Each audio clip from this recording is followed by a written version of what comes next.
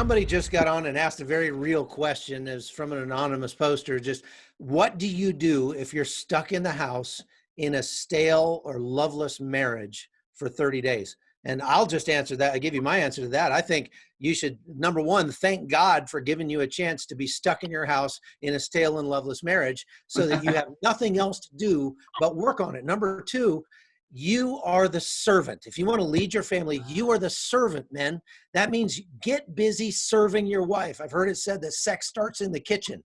Get down there and do the dishes, do the laundry. This is not your chance to supervise your wife on how well she's doing the housework. This is your chance to take over the housework and give her a break and let her know that you are the servant. If you will be humble, then you can't have a stale and loveless marriage. If you will be humble and serve your wife, you cannot have a stale and loveless marriage. All right. So that's my answer to that. Can I piggyback on that, Chuck? Go ahead.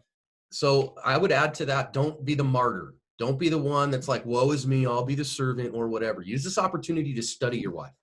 I tell people that the best marriages that I've ever seen have a husband who desperately loves his wife. Now, love is not an emotion. Love is an orientation.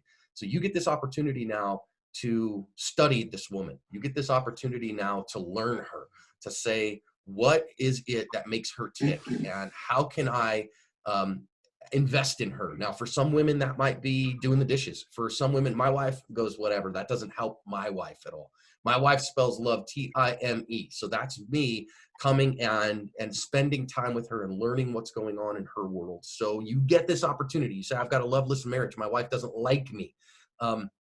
It's really hard not to like somebody who serves you and studies you and is investing in you. And I think that's a great definition of love. And that's what I'd encourage you to try your best. And you're going to have to go back to the feet of Jesus and trust him enough again and again to do the next right thing here. And it can be hard, but that's part of dying to self.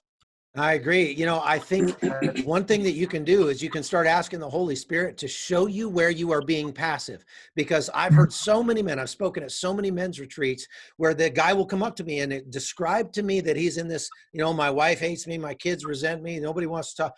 And it's always in his mind, if they would just do this, or if they would just do that, then things would get better. But your wife's been telling you that it's all your fault. Well, guess what? I agree. And because when you own the problem, then you can change the outcome. You need to own the problem.